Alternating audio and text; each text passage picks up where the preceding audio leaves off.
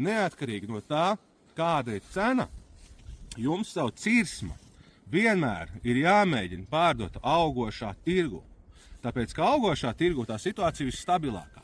Cena kāpj, pircēji ir ieinteresēti iegādāties cirsmas, un viņi rēķinās ar to, ka viņi varēs iegūt, teiksim, to maksimālo peļņu.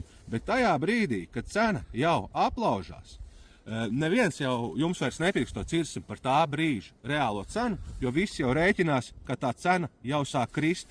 Šajā brīdī, lai adekvāti pārdot cirsmu, jums viņi ir jāmēģina pārdot jau par zemāku vērtību.